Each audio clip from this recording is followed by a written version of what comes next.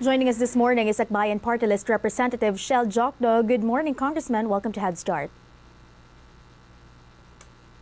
Good morning, Kat. Good morning to everyone who's watching. Right. Congressman Diokno, I understand that Listening. Akbayan has already filed House Bill 7074, which seeks to protect party lists from political dynasties as well as big businesses. Let's start this discussion with actually discussing what is the biggest deficiency in the current system that has prohibited several party lists from actually being an effective representation of the marginalized, and what are the salient points of your bill that seeks to address these deficiencies? Well, we have noticed that the party list system has become an attachment of traditional politics, and that according even to the PCIJ, about 66% of the existing party lists have nominees who are members of political dynasties. So that is one of the major reforms that we must enact. That is to prohibit political dynasties from participating in the party list system. But that's just one of the major reforms that must be done. The second reform is in terms of not just political dynasties, but who can sit as who can be accredited as party list organizations and who can sit as their nominees. During the during the investigations that we saw last year, there were lots of issues involving members of Congress who are what they now call CONG-TRACTORS. And that's another thing that must be addressed in the party list reform bill. We have included that in the bill that we filed.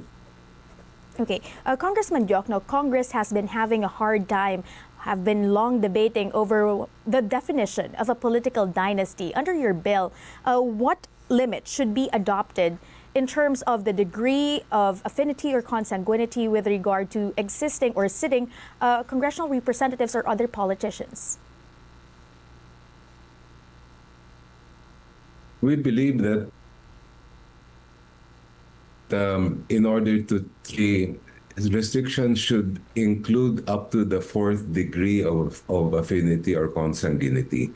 In simpler terms, first cousins. So that if you have, for example, an incumbent, whether national or local, none of his or her relatives within the fourth degree may run or sit in the next or succeeding election.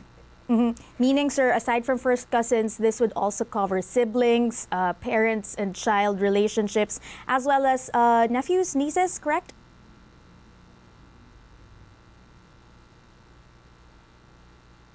Yes, so it would cover basically the immediate family up to the first cousin scope.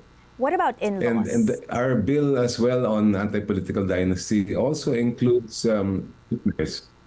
yes. Sorry, Congressman Diokno, the line was cut off a bit there. You were saying, can you kindly repeat the last sentence?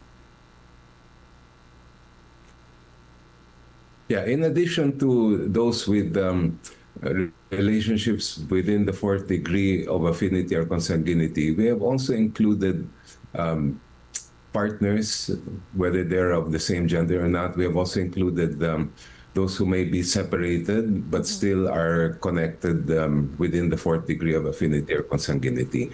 You know, the problem of political dynasties has been with us for so long that it has become very, very much entrenched in our system. And to root it out, I believe that we cannot have a diluted anti-political dynasty bill. We must address the roots of the problem, and really, for our democracy to flourish, we have to allow others who are not connected with any political families to be able to offer themselves to the public as public servants. Right. Congressman Diokno, aside from the limit in terms of consanguinity or affinity with a sitting politician, I understand that Akbayan also wants to lift the 3-seat limit. Discuss that provision. Why is that necessary to ensure a more effective democracy in the Philippines?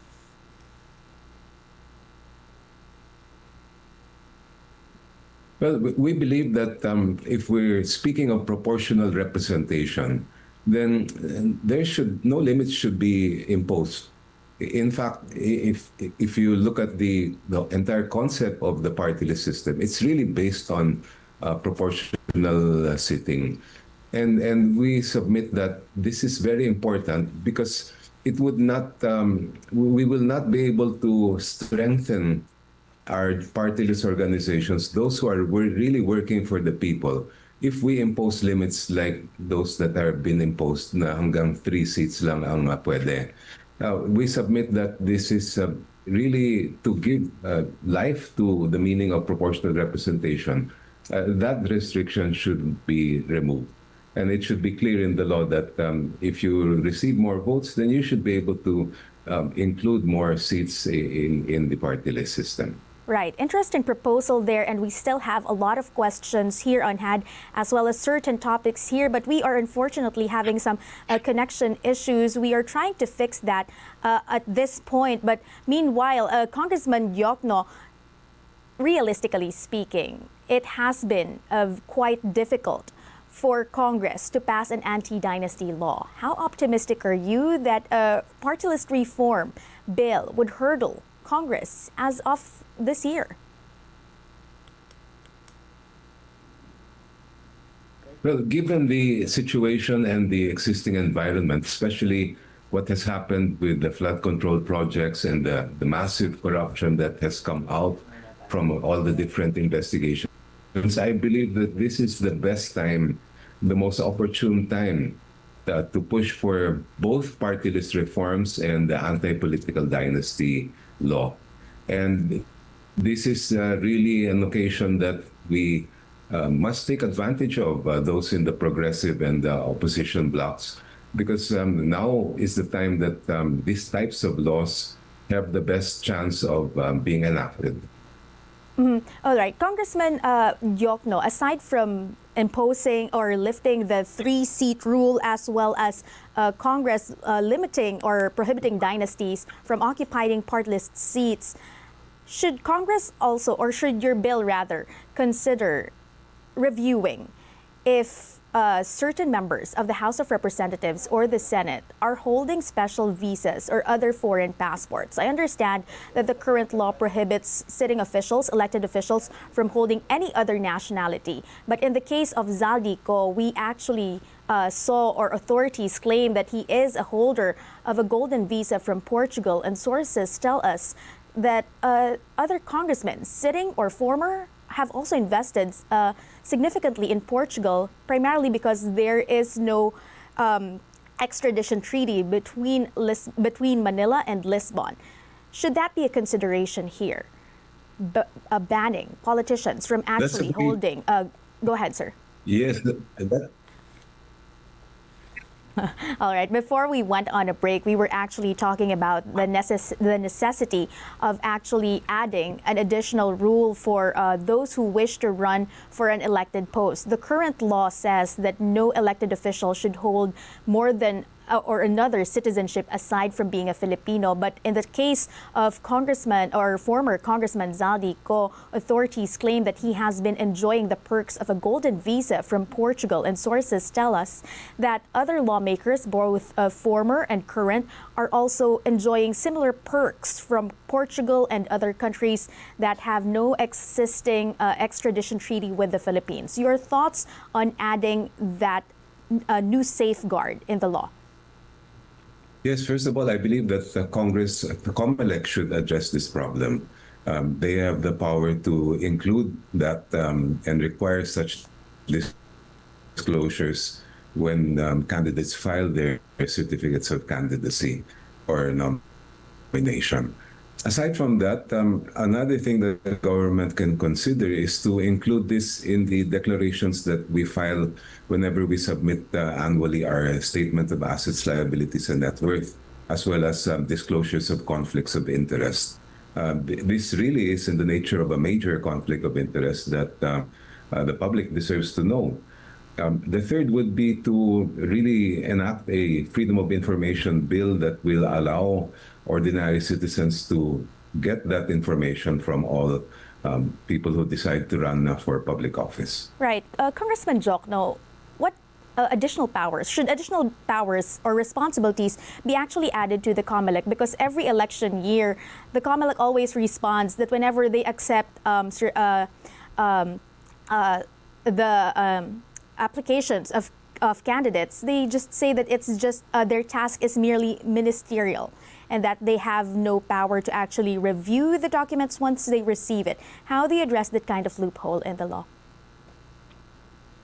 But first of all, I think that COMELEC should review, even without any new legislation, how it conducts its processes. Because obviously this is something that that's inimical to the public interest. Now, we have so far, if ever that kind of legislation is needed, we're very, very willing to enact it. But at the moment, I really think that the ball is in the hands of COMELEC, and they should do the positive actions, everything that they can within the limits of the law, even without any new legislation. In the meantime, we are looking into this, and we will file whatever must be filed if in that eventuality. So basically banning political dynasties in the party list system, as well as banning contractors or big businesses in the party list system. Other additional safeguards that should be put in place for us to have a more effective party list system, because some are saying that party lists should not be simply overhauled but be scrapped totally. Yes. Go ahead, sir.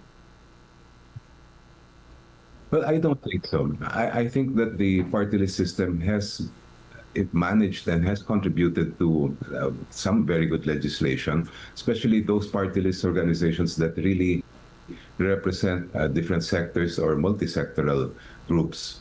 But aside from what I mentioned earlier, one other reform that we are pushing for is in terms of what names party list organizations may adopt, because we have come across, for example, party list organizations that have patterned their name after television programs or radio programs, even government assistance or social amelioration programs. Some have patterned their names after political personalities or celebrities. And I don't think that that is a good thing, because it can lead to voters misunderstanding or getting the wrong messages from these different organizations. So I hope that this is a reform that we can also pass into law with our party list reform bill. Sir, banning even the names, the catchy catchphrases or names that party lists used before, di ba? They use letter A's nung alphabetical pa yung paglista ng party list sa ballot. And now they use, as you mentioned, celebrities or popular government cash aid programs as their party list names. Marami po kayong makakabangga na existing party lists in passing this bill.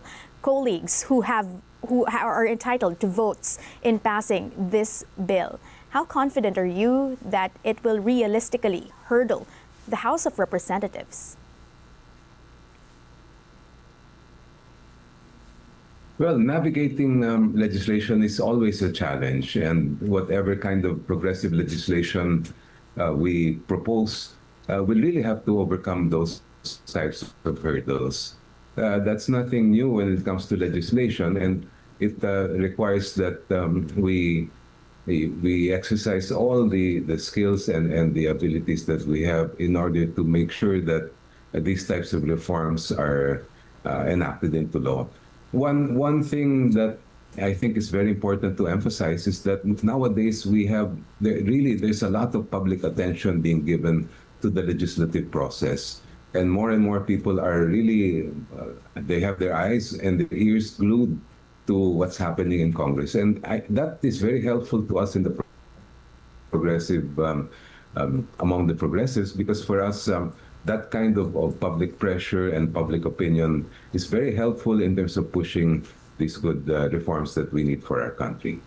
Congressman, I totally agree with having a more efficient and a more genuine representation in the party list system. But let me play the devil's advocate here. How do you actually respond to potential criticisms that there might be some sort of conflict of interest? Because Akbayan, which the party list group that has been pushing for the passage of this bill, may somehow benefit should this be passed into law, especially with the scrapping of the three-seat rule?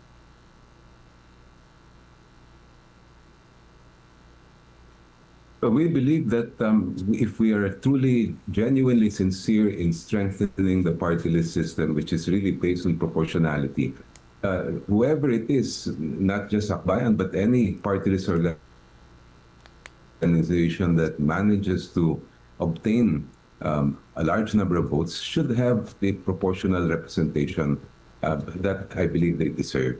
And that would apply whether or not Akbayan is involved. Akbayan is one of the oldest party list organizations. We have been around for a long time, and our track record speaks for itself. We have been pushing for legislation that is pro-people, that helps the different sectors, especially the sectors that are always at the fringes, that are never given the kind of attention that government must be giving them. And we will continue to be their voice and to push their issues in Congress. We understand that Senator Risa Ontiveros has already filed a counterpart measure in the Senate. But with regard to its status in the House of Representatives, have you already gotten any sort of guarantee from the majority that this will be treated as a priority? Or do you get a sense that this will be placed in the back burner?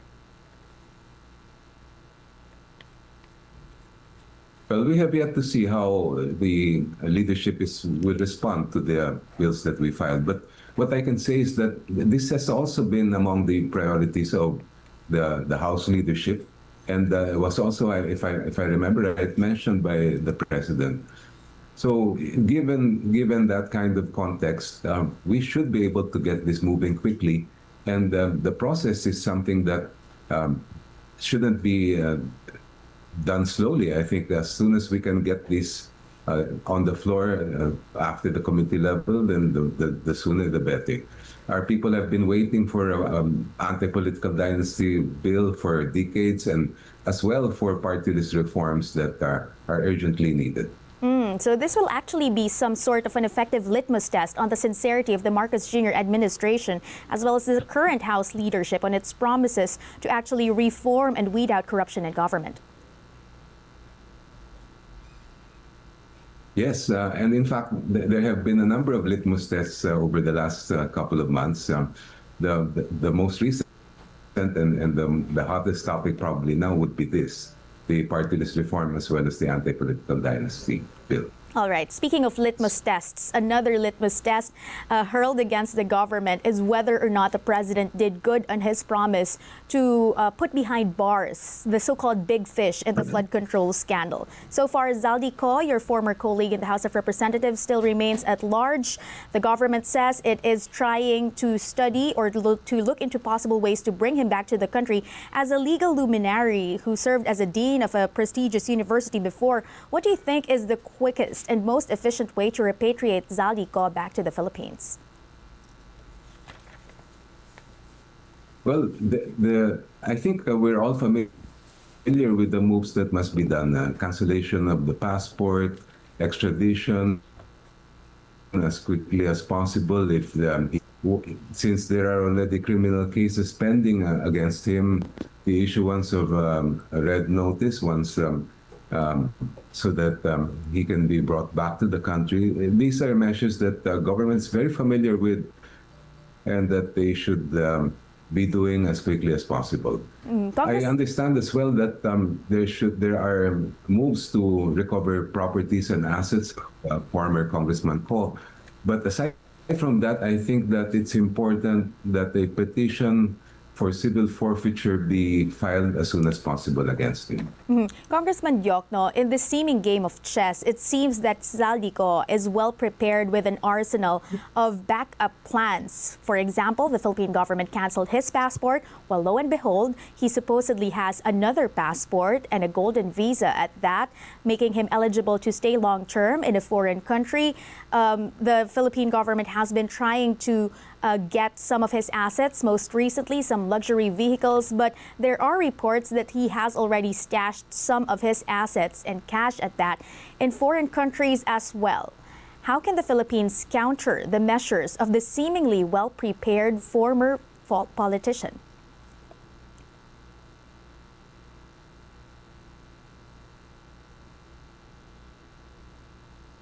Well, number one, this is really a lesson for government that this shouldn't happen again. And that, as you mentioned earlier, we have to address the problem of those, what you call the golden visas and similar types of shortcuts that done. Aside from that, I'm sure, I'm not privy to it, but I'm pretty sure that government is exerting every effort to catch up and to find ways to really make sure that justice will happen and that there will be real accountability. They cannot escape the people's call for accountability, and this is something that must be addressed as quickly as possible. And speaking of accountability, February 6 is also fast approaching. That means that the one-year impeachment bar against Vice President Sara Duterte will soon lapse. Have any groups already talked to you or any Akbayan members in terms of seeking your support for a possible impeachment complaint that they will file after that February 6 deadline?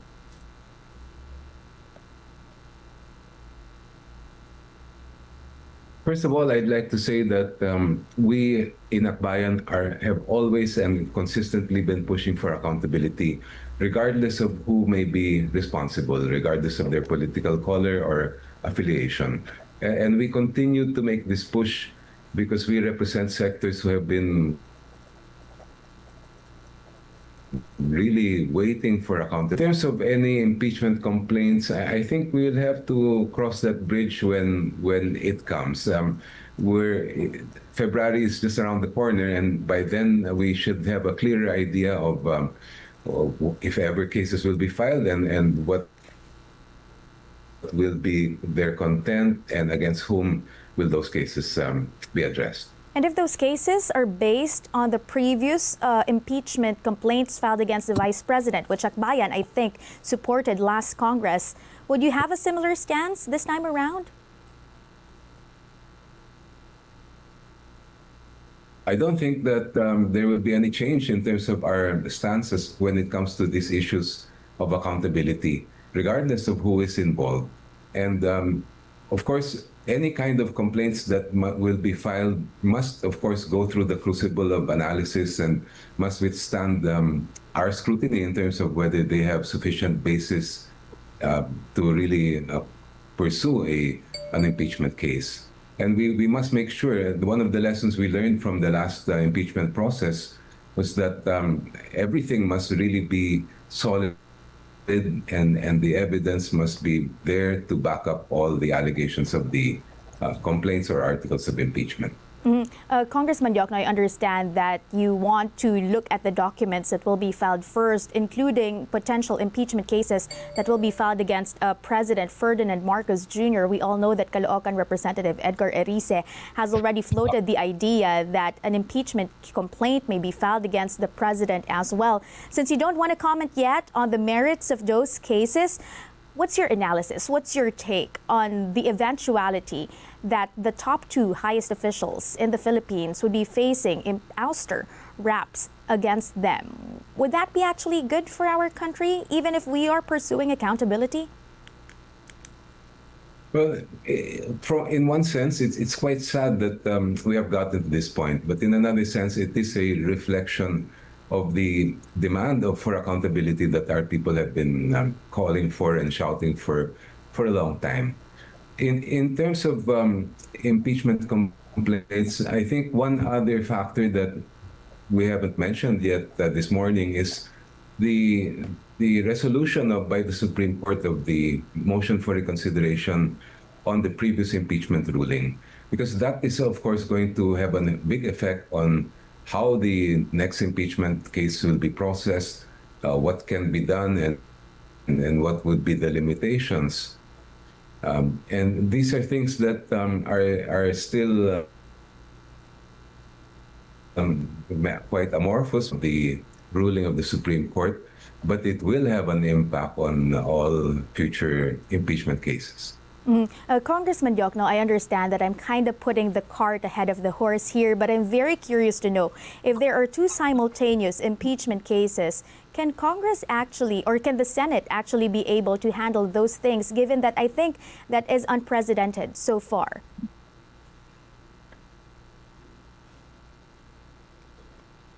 that remains to be seen, but it is a very clear constitutional duty that is imposed Yeah, because I'm quite also interested both to know. on the House and later on the Senate. They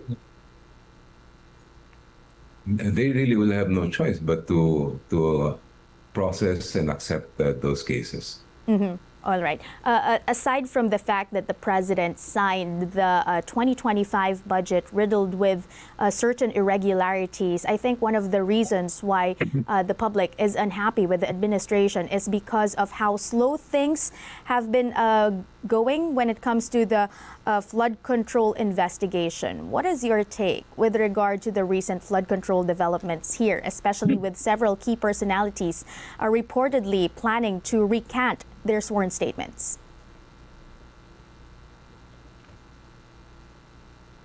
You know, that's one of the reasons why we filed the Infrastructure Commission Anti-Corruption Bill, because we felt that any commission that was created purely by the executive department would not have enough powers to really do its job in a very efficient and effective way.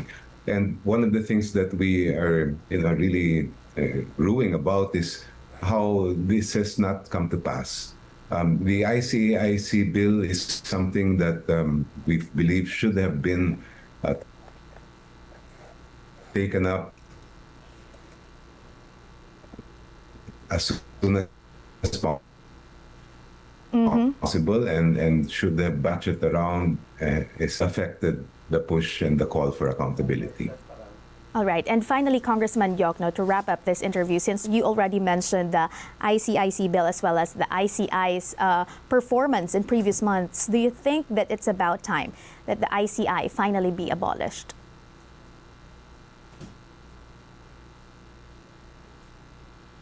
If the bill can be passed, creating a new commission that has the sufficient powers to really conduct a proper investigation, I think that is the time that the ICI should be abolished. Now, of course, that is something that is not within our power. That's really something that the president, that's up to the president. But we do believe that there must be a commission created by Congress